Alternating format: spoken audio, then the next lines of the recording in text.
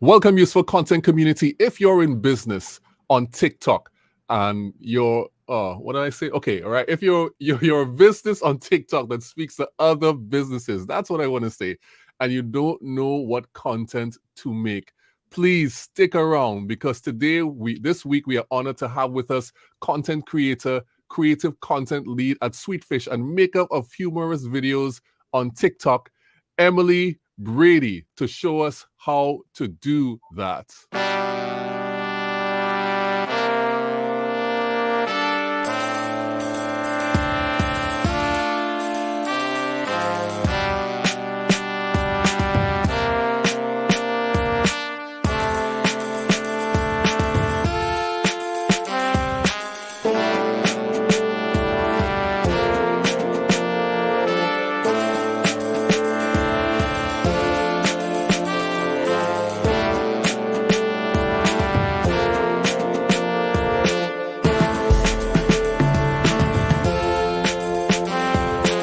Broadcasting live from Relate Studios in Trinidad and Tobago, it's the Useful Content Creation Show with your host, Juma Bannister.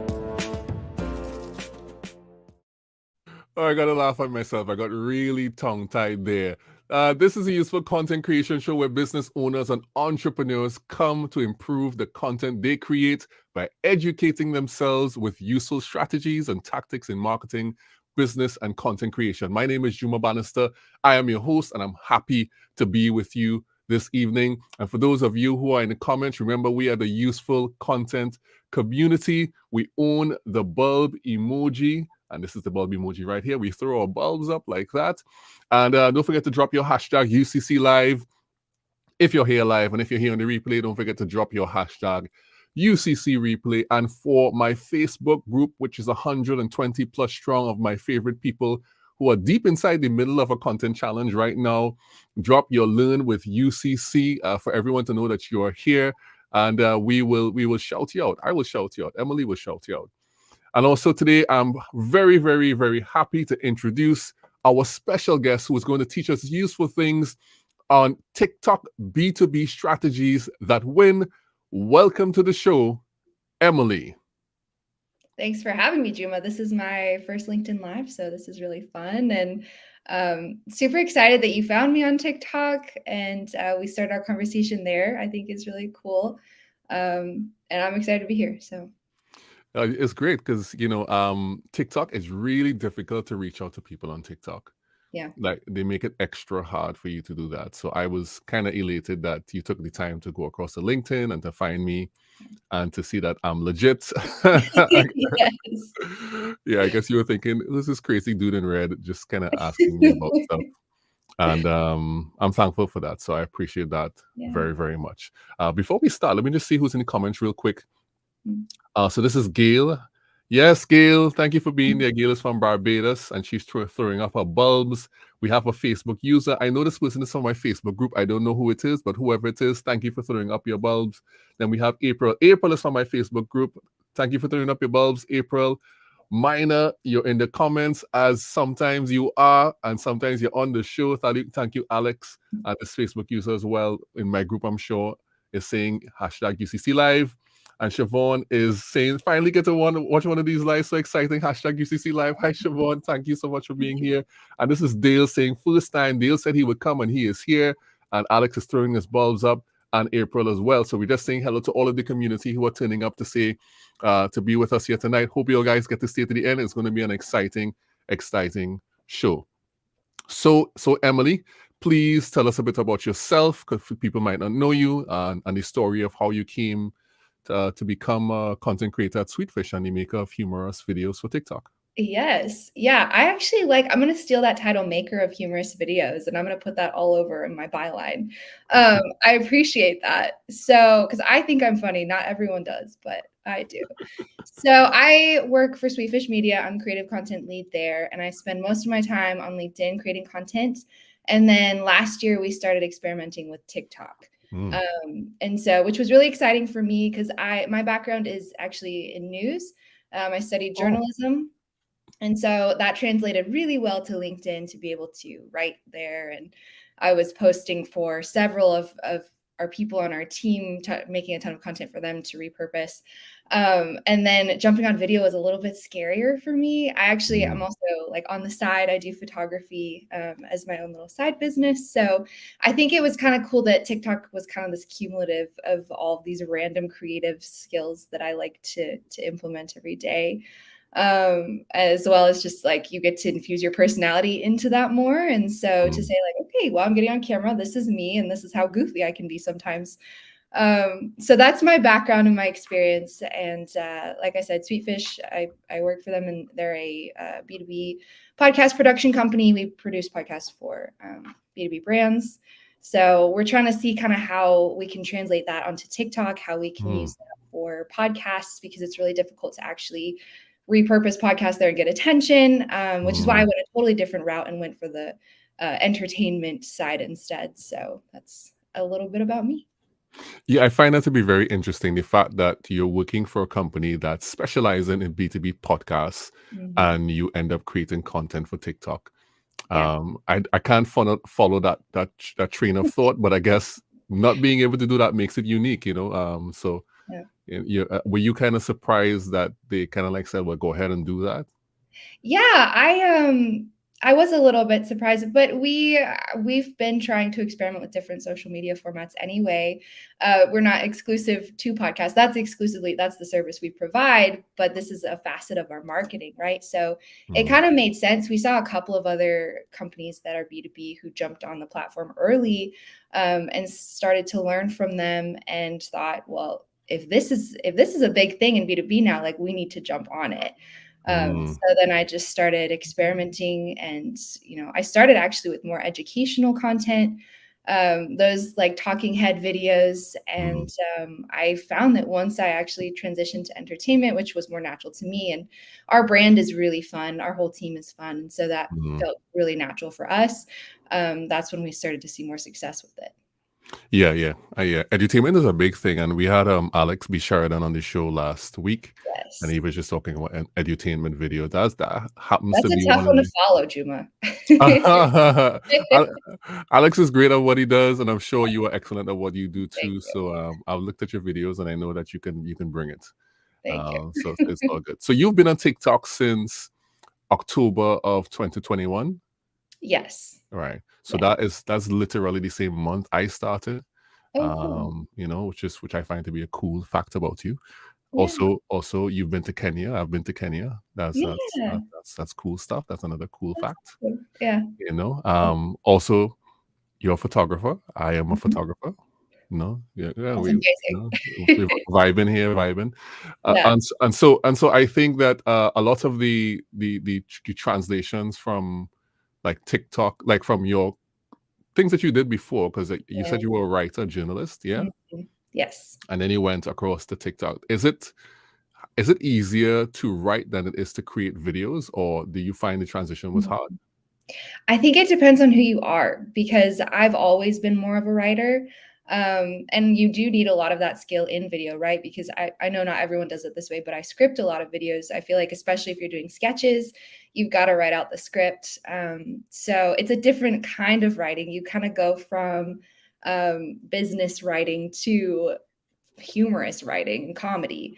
And so that's kind of a new skill to learn. I think video is a lot easier as far as time. I think it takes less time to hop on a video and, give some tips than it does to sit down and write out a post. But again, that depends on who you are. So it was definitely a skill that took me a lot of time. And actually, I'll add to that too.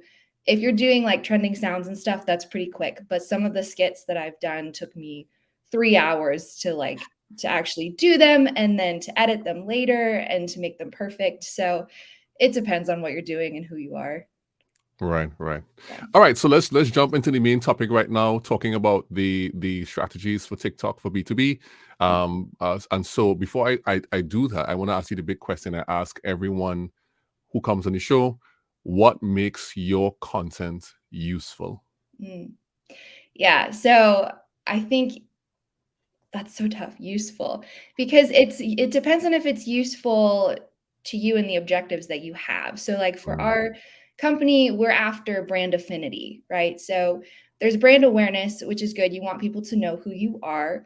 Mm-hmm. But then there's also brand affinity, which is you want people to know you and like you and trust you. And that's how you get customers to buy from you, right? And so especially putting yourself on video makes you more knowable, certainly, and likable and trustable, hopefully. So for me, the goal was brand affinity for my company, and for myself as an ambassador of my company. So I think what makes it useful is, even though I'm using entertainment, you said earlier edutainment, which is the proper term for it, because you're making the content humorous so that people stick around and they watch it, but you're also adding valuable, helpful tips into that mix, so that they walk away entertained, but also they learn how to do something, hopefully. Yeah. And if you've seen any of my content, my personal page is more kind of silly. And then the Sweetfish page is, I also make content for the Tick-Tock Sweetfish page. And that content is more educational, but in a fun sort of way. So I think what makes my content useful is that it builds that brand affinity and it drives people to look into our business. Because my goal actually is to get TikTok followers onto LinkedIn as LinkedIn followers and then drive them down the pipeline.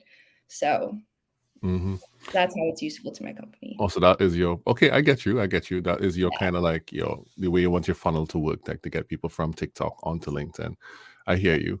For somebody who is like a solopreneur or somebody with a small business, is it useful to have both a personal and business account? What are the benefits of that? Yeah, I would say go for the personal account. If you're a solopreneur, you are your brand, right?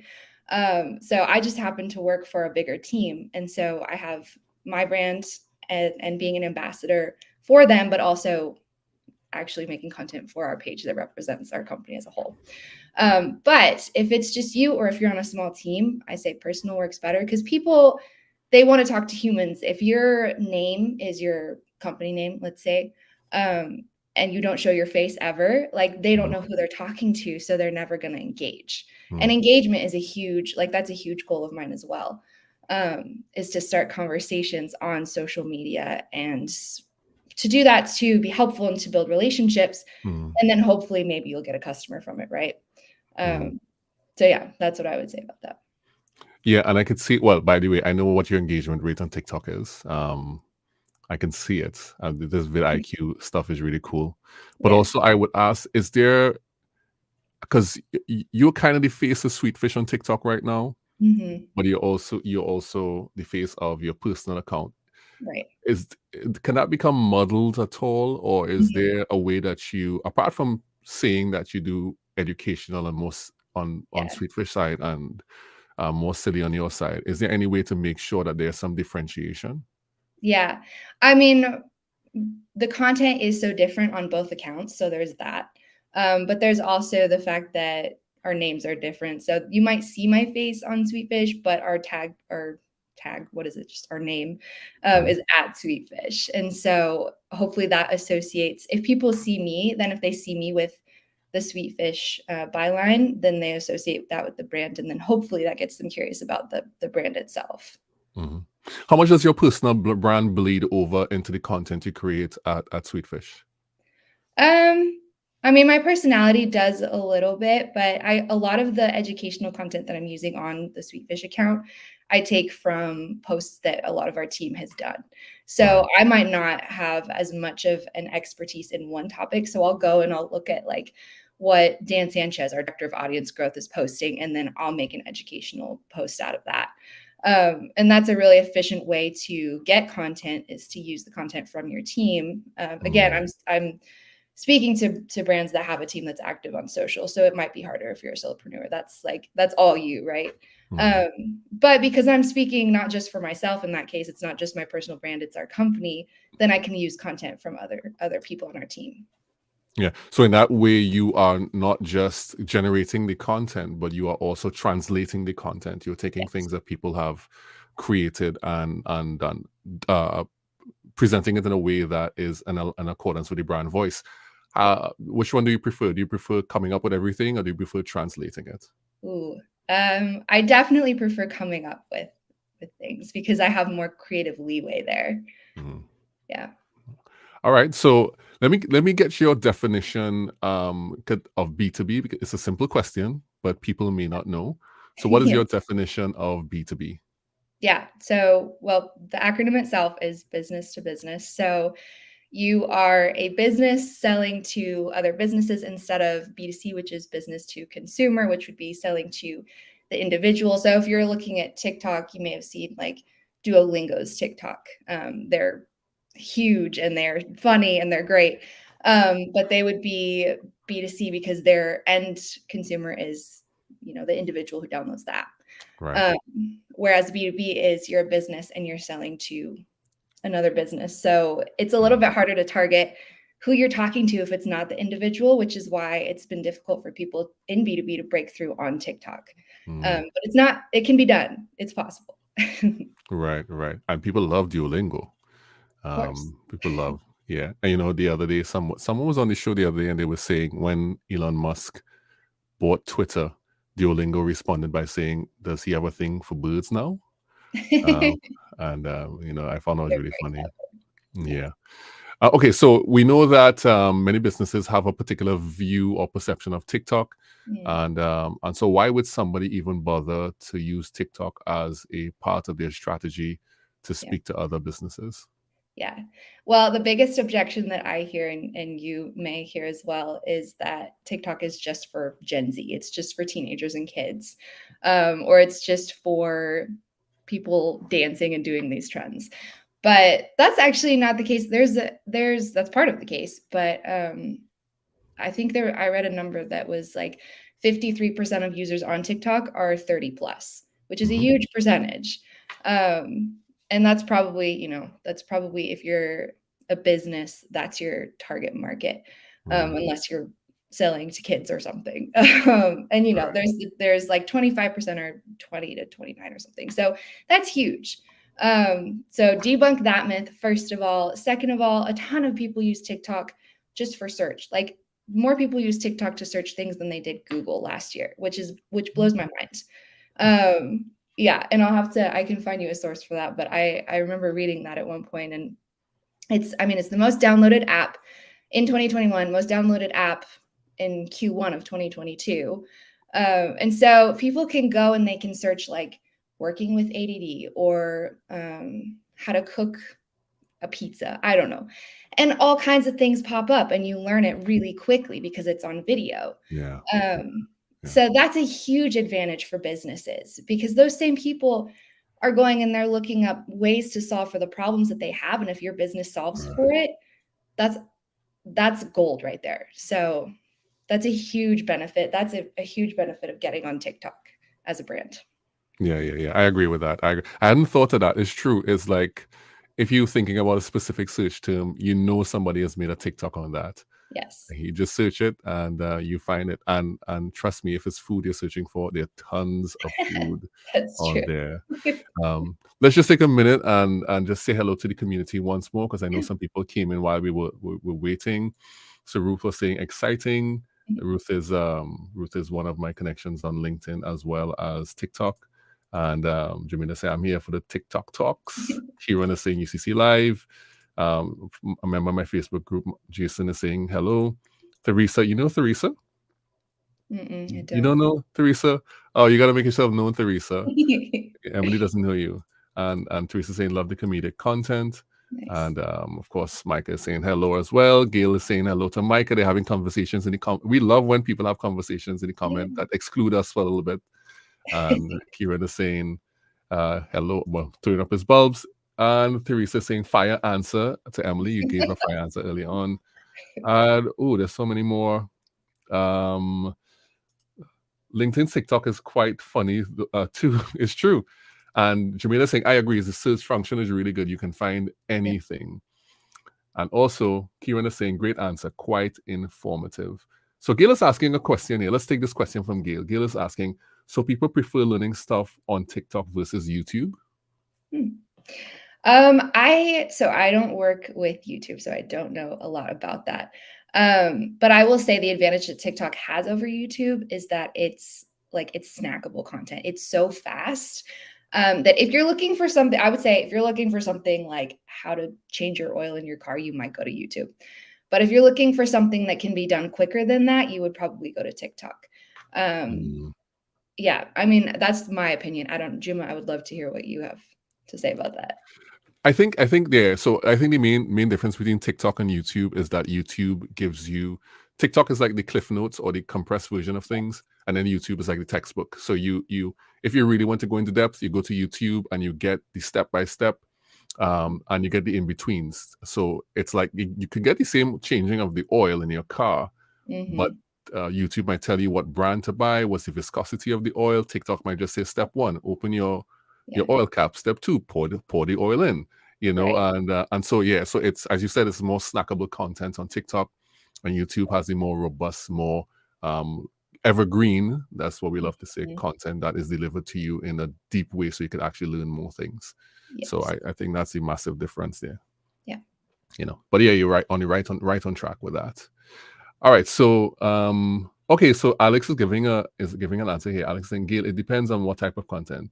YouTube lets your content live longer, evergreen. Yeah, so along the same. Alex is a YouTube guy, so he should know. All right. We trust Alex. We trust Alex, and Alex we trust for advice like this. So okay, so I know part of why you like TikTok in particular is because you're able to test things and figure things out, and do you feel like everybody who has an account, a B2B business account on a B2B account on TikTok has to become a bit of a tinkerer in order to do better? Yeah, I think so. I mean, I think you definitely need some marketing skills, right? You need to know how to understand your audience is a big one. You need to know what people are searching for. We already talked about they're searching for it, but how do you know what they're searching for? And I usually just, go to Google and see what comes up and autocorrect, and like that's what people are searching for. So that's the content that I'm going to make. Or conversations you're having with customers, that's the content that I'm going to make. So you need to know how to do your research a little bit, and then you also need to understand, you need to understand a little bit of video editing. But that's another thing I love about TikTok is that everything is in platform and it's simplified. So you could easily, and plus people don't expect highly produced videos on TikTok. So you could easily hit record, end it, post your video. That could be it. You could add some text over it.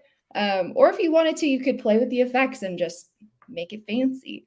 But that's part of the beauty of it. As someone who hasn't come from a video background, it's easier for me to edit and it's faster for me to edit than other platforms. So you need to have that skill. What else? What did I say? Video editing, research, producing. I think you have to have, you have to know what you're going to say. You have to have something to say that's valuable instead of just hopping on and, treating it like, let's say Facebook and saying like, this is what I had for lunch today. But I don't see a lot of those on TikTok with businesses. So that's good. But yeah, I think it's pretty easy to adopt and adapt from there. Again, that's the beauty of it too, is experimentation. You're going to know really fast what falls flat and what doesn't work and what the audience doesn't want to see. And then you're going to have other videos that blow up and you think, okay, how did this happen? Like what's resonating with people? So, okay, so let's just make a scenario now. So I have a business, a particular business. Let's just suppose I am somebody who lays tiles or something like that, right? I only lay tiles for corporate companies, so I'm B2B. And I jump on TikTok. Where do I start with the strategy that I have to have? Where's the starting point? Can you walk us through how someone should think about that? Yeah, I think the first thing you should do is consume content you want to create. So there might not be anyone else doing that, but they might be doing something similar, or they might be in a similar trade. Go and study those videos, see the things that you like, see the things that you don't like. Don't copy anyone, because you are unique and you are you, and you have your own humor if you're going for comedy, or you have your own expertise if you're going for education. But that's a big part of it, is the recon of it and seeing what's everyone doing on this platform and what's working. And then the second thing is trying it yourself, experimenting with it. And then if it like doesn't feel right, or if it doesn't work, or if it changes, that's okay. I think a lot of people feel like, okay, I started out this way, I have to keep going this way. But if it doesn't work, change it. You know, like I said, I started out with talking head videos and I wasn't seeing a lot of results. So then I started doing funny videos, and then everyone paid attention to me. So yeah. And then also, again, searching, you know, the questions that your audience is asking, using Google or even using YouTube, and then creating those same things on TikTok. Right. So you would say first you have to go check out what the people in your niche or your niche, depending on who you are, what they're doing, similar content. And then you have to kind of draw out from that what appeals to you or what might work. Right. And then You could even watch videos that aren't in your niche and see what those people are doing and what you like. I think there's a lot of value in that too, because it's you're less pigeonholed, right? Like if you are just saying, all right, I'm gonna just scroll and see what I like and see what I don't like, not looking at anything in particular, that can be helpful too, to give you ideas. And then I would say, then search your niche. Because if you're just searching your niche, it might get easy to get stuck in, okay, I have to do it this way. I have to do it like this person. But that's not true. So search your niche, search outside of your niche, then start playing around with it. Right. So should anybody be making a deliberate effort to be different in a way that really applies to them? Is that what people should be doing? Or is there some value in doing it like somebody else? Yeah. I mean, it's with so many people on TikTok, it's going to be pretty hard to do things that haven't been done, right? But I think that you should be going for unique content. I think that you should be going for something that stands out. I'll give you some examples that are not in B2B or that are just purely entertainment. But like, you know, there's someone who he reviews sinks. He goes out in public and he's like at a hotel or something, and he's like, here's a sink I found in this bathroom, and he reviews them. It's so random, but he has so many followers because it's so specific. Same thing with, you may have seen the guy, I cannot remember his name, but he takes like messages that people put on Facebook or comments that people have had, and he makes them extra dramatic. Yes. Like, that's what I was saying. That's what I was singing. It's not working. Like he does songs. Yeah. Sorry, I didn't mean to interrupt. I didn't mean to, but that's what I was singing for you before we got on live. Oh, was it? That's the I don't want to sing now because people. Oh man! I know somebody in comments is gonna say sing. Somebody in comments is gonna say sing. But that was the Are you pregante? Oh yes, that one. That is exactly what that was. Okay, you're right. You're right. Yeah. So, okay. So you know, I mean, and probably a lot of your viewers know too, even just from saying that line, who that is, and they can think of it.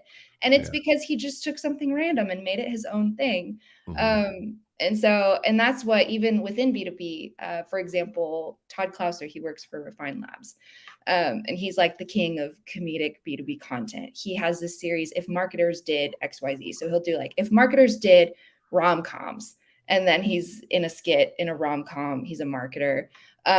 So it definitely helps. It definitely gives you a leg up to come up with your own unique style and point of view and just do something different. Yes.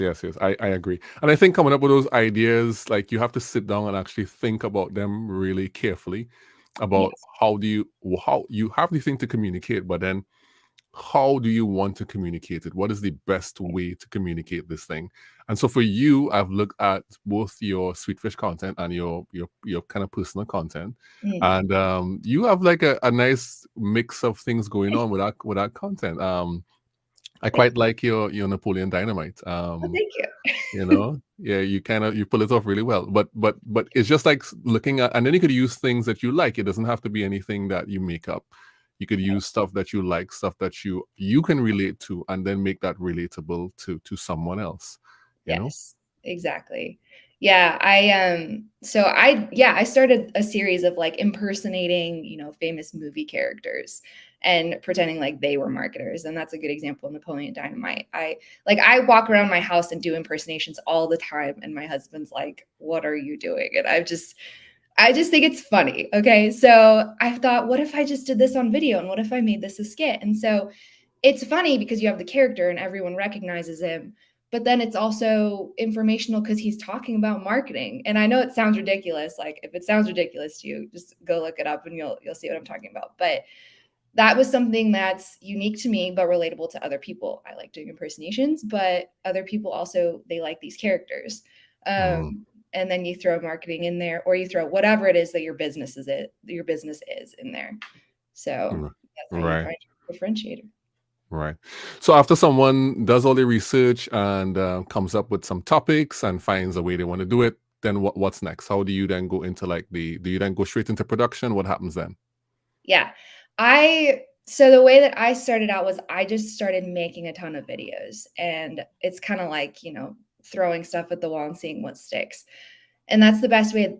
I personally think that's the best way that you can do it, because you get that practice of being comfortable on video, first of all. Because if you think, okay, I'm just starting out, I'm going to make the perfect video, you might never publish it and you might never get started on it. And I made some really just embarrassing videos in the beginning, or even just ones I look back on and I'm like, this isn't even good. I'm not even saying anything. But now where I'm at now is I'm confident on video because I've done that. Right. So that's a really huge part of it. And I'm a really big fan of experimenting and just trying new things, because eventually you might try 10 videos that are different and all of them fail. But eventually you'll find within that the one that succeeds and the one that you want to build off of. Right, right. What is your take on the trends for business? Like trending audio? Yeah, like trends for B2B. Like, should someone? Because I know you do a lot of lip syncing. But what is your take on things like that? Like using trendy stuff? Yeah, no, I think people should do that. I think that's actually a good way to get comfortable with it if you are someone who is not naturally inclined to just talking about your expertise, to jump on and find an audio that you think is funny and use it. But it's also really great for discoverability, just because those are things that people are generally going to be watching, because they search for those sounds or they see it come up in their For You feed. So I do mix in the lip syncing because I'm trying to get discovered by different people. But TikTok is actually, in the last few months, has been optimizing organic content a little bit more. And so I found that my videos that don't have trending audio are doing better than the ones that do. So, and again, that's just something you have to play with before you realize it, and study the analytics and see what happens. But I would say throw in some trends. Just try it. Right, right. I hear you. I do that from time to time. I can't say what is more. I know sometimes you get more views, but you may get less engagement. Yes. That's a trade-off. Yes. All right. So so you've also said that content creators should find a strong point of view and iterate. So I would like to know, what is your strong point of view? I think my strong point of view is not really too unique at the moment, but it's just that B2B content isn't boring and that it can be fun. And you see that a lot when I take these videos and I put them on LinkedIn. They get a ton of engagement, and more so actually than they get on TikTok. And I think it's because, and I know we're talking about TikTok, but I spend a lot of time on LinkedIn. And so it's because a lot of the feed looks the same until you see a video like that pop up, and you might watch it and think, okay, this is different. Like I'm sticking with this and I'm watching it because it's fun and it's funny and it's different. And that's how I've grown my LinkedIn following a lot more than my TikTok following by doing that. So I also just, so my strong point of view is like, have fun with it, add some fun in there. It depends maybe on what your brand is. I don't know if you're a lawyer, how you want to be perceived, right? But you could also be perceived as a fun lawyer. So that's my opinion. I also think that, again, I'm big on experimentation. So focus is important. It's important to have focus and to have a why behind what you're creating.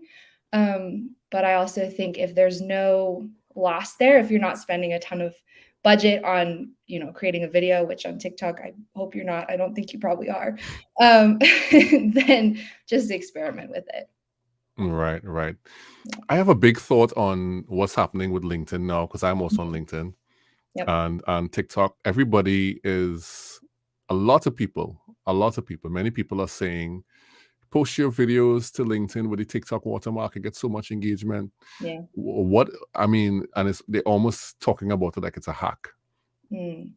My prediction is that everyone will do that, and then one or two things will happen. Either the people who really actually have good content Mhm. will prevail, and Yeah. then everybody's going to get fed up of that whole thing and be like, I don't want to see any more TikTok watermarks on LinkedIn. That happens on LinkedIn all the time. People say, Yeah. do this, do this, do this. Everybody does it, and then people just kind of get fed up of it, and they say, I Right. don't want any more.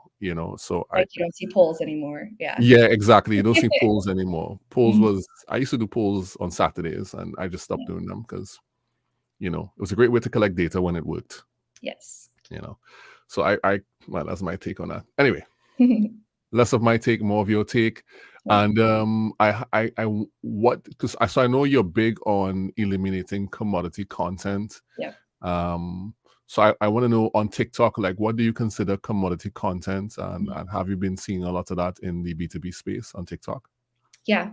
So at Sweetfish, we consider commodity content to be content that is made just to check a box, or that looks just like your competitor's content.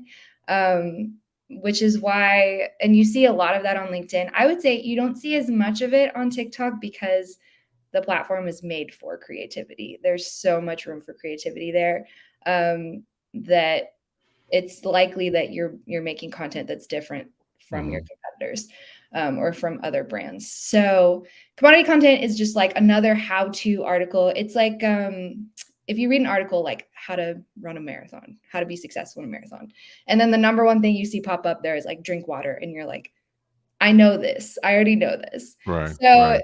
yeah, breaking out of commodity content is trying to give different information that someone doesn't know or go deeper into something. And there's so much room to do that on TikTok if you're doing educational content.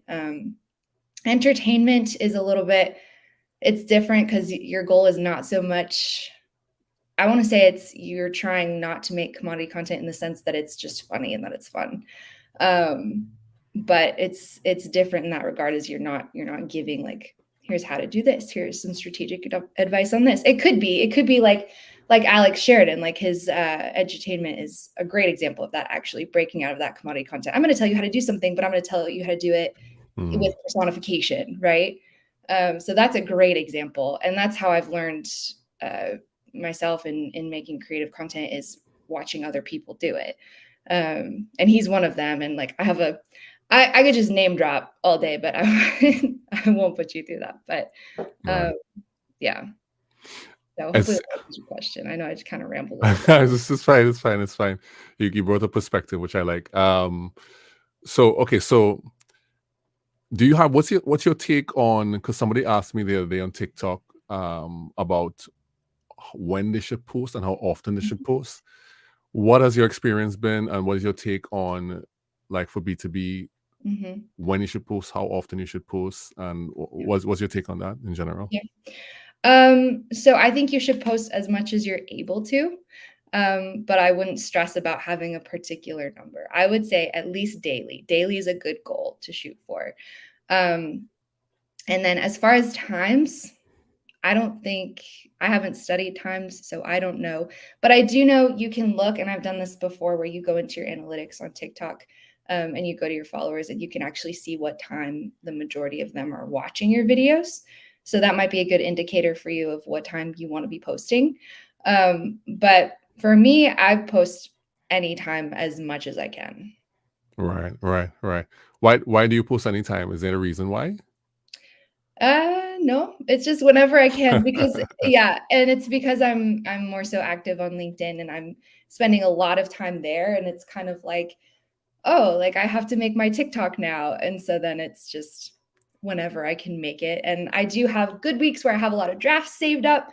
And then I have weeks that I have been slacking on TikTok and I don't have anything I got to make real quick. So it depends on capacity, I think. Right. Have you ever lost drafts? I have lost drafts one time and it was tragic. It was so sad, and I don't know why it happened or how it happened. I had like 5 really good videos in there, and they were just gone. I'm not sure how. I think the app updates and wipes everything every now and again, which happened to me today. For I lost one draft, but it was okay. I didn't like the video anyway, so it's That's fine. good. That's good. All right. Let's just say hello to the community, and then we'll move on to our second segment. Let me see. Where did we stop the last time? Right. So Russ was saying, "Hey Juma," and he was saying, "Thanks for the great info, Emily." And he did Britta Brady. So he did everything. He ticked all the boxes right there. Yeah, he went the extra mile. So my Kaya is saying, "I'm enjoying this live session. I actually enjoy all the UCC live session. Thank you so much, my Kaya. My Kaya is an OG in UCC. Keep it going. Nice." And oh yeah. You know what I told you what happened? Yeah. That's okay. That's okay. I give them one line, like one single line. You did. And Yes. Juana, I haven't seen Juana in a while. Hi, Juana. Good to see you.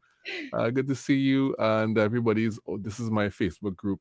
Sometimes Facebook goes wonky with the images, so you don't see them. But hello to everybody in the useful content community on Facebook. All right, so let's bring this segment in for a landing. And let's move on to the other segment that I have that I like to talk, kind of like involve the community and talk to my guests about, is the agree disagree segment, where I don't ask you, I make statements. Yeah, because I'm not going to ask. I make statements, and you will tell me whether you agree or disagree. Let's jump into agree disagree right now.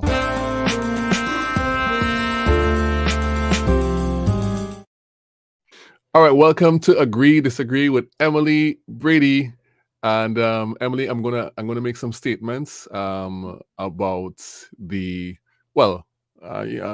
general statements. Some of them are specific to you, and you will tell me whether you agree or disagree with them. Right? Okay, so let's start up here. To elaborate, or you just want me to agree or disagree? It depends on how you feel. I may ask you to elaborate, and it depends on how you feel. Okay. All right, so this is the one that I ask everyone who comes on the show. Agree, disagree. Passion before skill. Agree. Agree? Okay, all right. Any reason why? Yeah, I think if you don't have the passion, you don't have the motivation to learn the skill. Okay. That makes sense. That makes sense. All right. Agree, disagree. Having a microphone on your podcast art is worse than naming a podcast after your business. You did your research, huh? Okay. I would disagree. Yeah, because we always say at Sweetfish, you shouldn't name your podcast after yourself, after your business. You should name it after what your audience might be searching for. So our podcast is called B2B Growth because no one's going to search for Sweetfish probably, because who knows what that is. But if they want to learn more about marketing, they'll look up B2B Growth.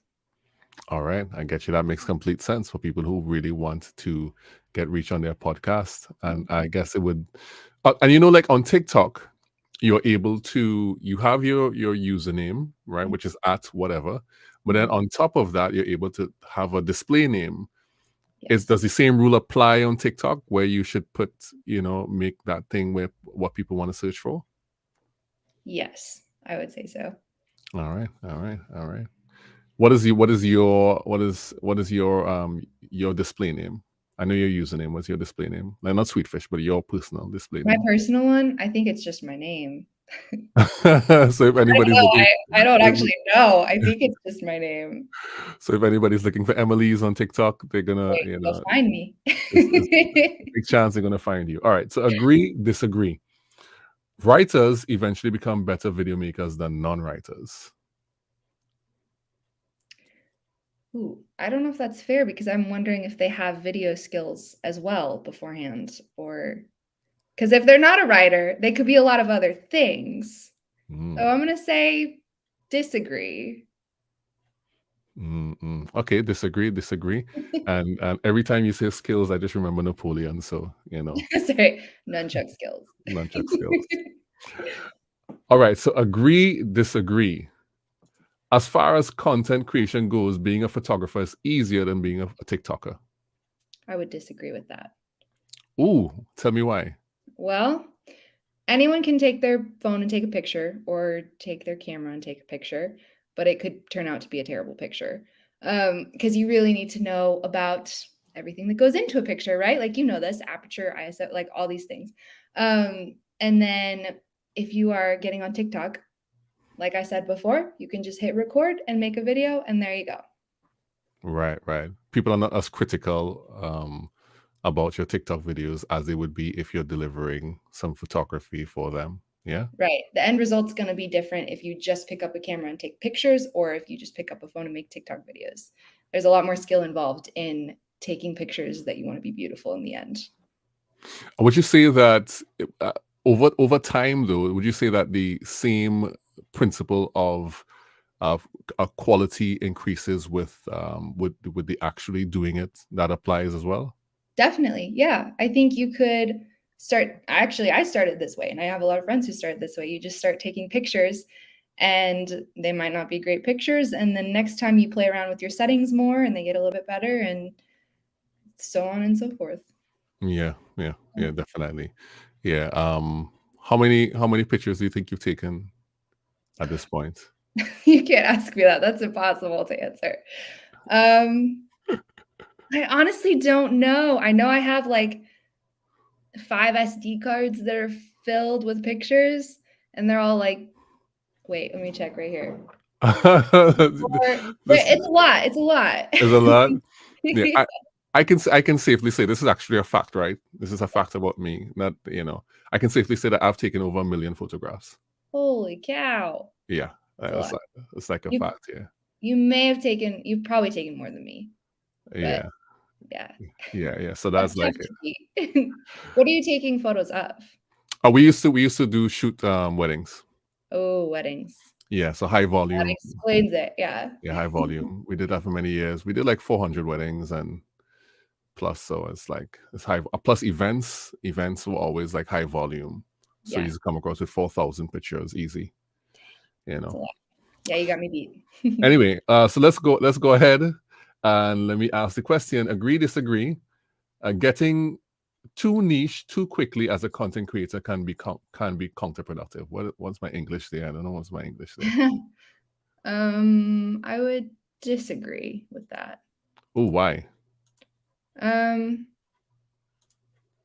Because I think you can always change. You can always change that. So I think you could start out with a very specific, this is my niche. And then the more that you make content, you could refine it and say, all right, actually, this is my niche. So yeah, I think that that's okay. Right. So nothing is wrong with getting too niche too quickly. You can do that and it'll be fine.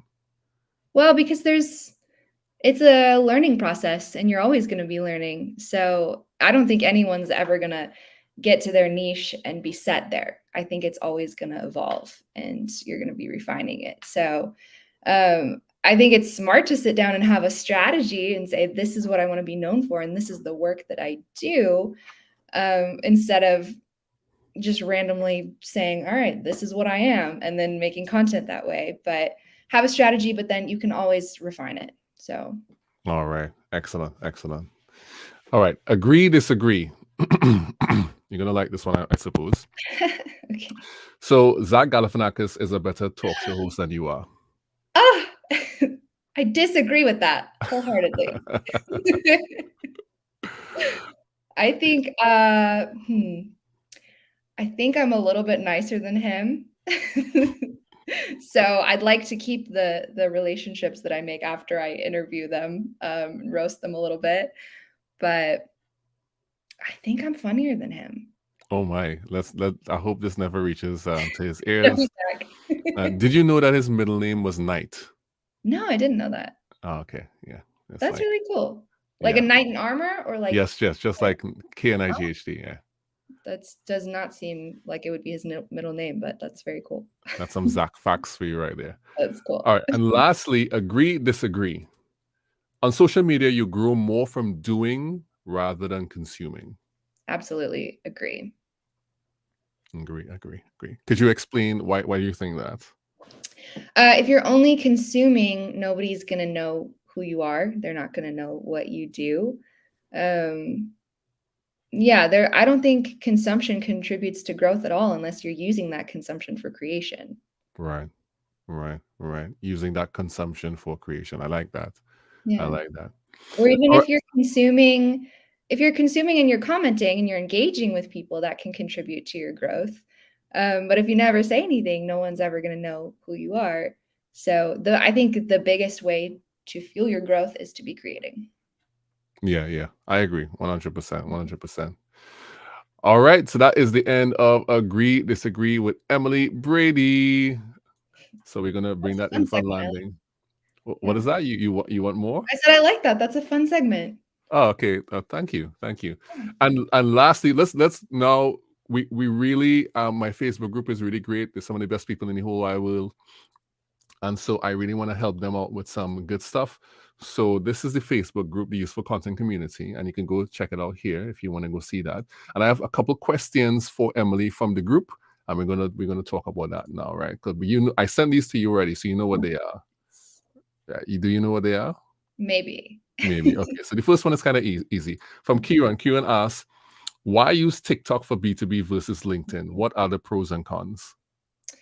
Yeah, I would not use TikTok for B2B instead of LinkedIn. I would use them together, first of all. But if I had to choose one, I would be using LinkedIn. It also depends on who you're selling to, maybe. But I would say majority of the time, I would go for LinkedIn, absolutely, because that's where most business professionals are and spend their time. Yeah. All right. So use both and in conjunction. Yeah. Well, like I had said earlier, the only reason I made a TikTok was to fuel my growth on LinkedIn. So that's a great strategy unless you just want to go with LinkedIn. Yeah. And I guess it depends. It definitely depends on your goals. If you're B2B, LinkedIn is generally the place that you will end up. Yes. Right. But you can fuel that by going to other channels and, funneling them in. Or you might want it because it's hard to send people straight to your website from TikTok. It's kind of like difficult, and have all those habits set up in a complex manner, but it does help. So I agree with that. Okay, so let's get the second question from Ganesh. Can you break down how to use, well, this is a big question. You could just do whatever you feel comfortable with. Can you break down how to use analytics on TikTok, views, view length, etc.? I want to better understand what type of content is working for my niche markets. Yeah. That is such a That's a whole video. That's a whole guide. Yeah. Yeah. So I think one of the most important factors, the most important analytics to look at is your watch time and how long someone is watching through your content. Because it is such a quick platform where people are just scrolling. If you can see how long they're watching your video, then you can see what's resonating most, or how long they're watching your video with the amount of people that are watching your video. And that shows resonance, and resonance is the most powerful indicator on TikTok of what you should be creating more of, and what is sticking with people and what they want to see. So I don't count likes for a whole lot, because it's so easy to double tap when you could even watch 2 seconds and double tap something. Right. I think engagement's important. If people are commenting, that's important because they're literally telling you what they liked about it or what they didn't like about it. But I would learn how to use your analytics in TikTok if you haven't already. And the content tab is super helpful. The followers tab is helpful too. You can see what demographic is watching your videos, where they come from, all kinds of things. So there's some helpful information there. But I would definitely look at how long they're watching. Right, like watch time will be like the major thing to see what's the average. Kind of TikTok does like an average of the time watched, right? Yeah, so I think people could definitely use that. And have you ever used any of those external tools to determine engagement rates? On TikTok, I've only used the internal ones. Right. So I've been using vidIQ to do that. It's usually a Mhm. YouTube tool, but there's like a Chrome plugin for that. So if anybody wants to check the engagement rate on TikTok, they can install the Chrome extension, vidIQ, and it will tell you not just your engagement rate, it will tell you everyone's engagement rate, including the engagement rate on individual videos. It's really cool. So you could do that as well. But good stuff, good stuff, good stuff, good stuff. So that was the last question from the community. We only had 2 this week. Let's just talk to some people down in the comments, and then we can bring this whole thing in for a landing. Good answer. Passion versus skill. Gail thinks he Thank would give a good you. answer. Only today I learned that TikTok is very forgiving when it comes to photos because there's so many filters you can apply, including funny ones. Less pressure to look perfect. Ah, It's true. that's something that's good to know. And Siobhan is saying, I support Emily, saying she's funnier than Zach. Yes. oh, Thank oh, oh, you so oh, much. Wow, I'm honored. oh, oh. Oh, and for those who don't know the reference, Emily has a show that she calls Between two houseplants. Between Two Houseplants. So Yeah. where she roasts guests. I've never been invited. I'm not sure if I want to be invited. But yeah, that is kind of like the spoof of Zach. I Um might invite you to this next one and have you sing that song. That's going to be questionable. All right, so let's see who else. So UCC content supports. Yeah, yeah, yes. Thank you so much, Kieran. I'm happy, Kieran. Kieran actually submitted this video for the competition we're having, not the challenge, not the competition we're having. And have you seen Zach's roast of celebrities? Hilarious. That's where we get it from. Yeah, yeah. His roast of celebrities between two ferns. Yes. And then Sebastian is saying maybe TikTok for brand awareness and LinkedIn for conversion. Yeah. What do you say to that? Yeah, absolutely. I think TikTok for brand awareness and again, affinity, and then LinkedIn for conversion. I'll also say TikTok's a really great way if you're looking to recruit some talent. Oh. If you follow Chili Piper, they're really good at this. They recruit a Mm. lot of their talent from TikTok. So there are several different things that you can do with it, but I would say most of your conversion is going to come on LinkedIn. Right, right. Excellent. All right. So where can people find you, Emily, if they want to get in contact with you? Yeah, they can find me on LinkedIn, Emily DeBrito Brady, and then they can also find me on TikTok, which apparently I don't know my TikTok name. But I think it's M DeBrito Brady. Thank you for that. Thank you. Yeah, so find me on LinkedIn and TikTok. Right. And if they wanna check out Sweet Fish, they can go to on TikTok, which they will see your face as well. Yes. They can go there. And do you want people to know your email or no? No, just reach out to me on LinkedIn. That's where I Reach out spend on my LinkedIn. time. Let Yeah, me go back there I'd love and to. get this on LinkedIn. Great and wonderful and excellent. Thank you so much, community, for being with us today. And thank you so much, Emily, for coming and sharing some of this great TikTok related content on how to win with these B2B TikTok strategies and sharing your knowledge and your experience over building out for yourself and for your company for the last how many months. It doesn't take long to get traction on TikTok if you do it right. Any last words before we depart? This has been a ton of fun, and I'm really thankful for you and for your audience engaging with this has made it even more fun. So, yeah, thanks so much, Juma. Right, and thank everyone for being down in the comments and for commenting and for being here. Being here tonight. Thank you to everybody on LinkedIn, everybody on YouTube, everybody in the Facebook group. You all did really well tonight. And we will see you all next time on the Useful Content Creation Show. Bye, everyone.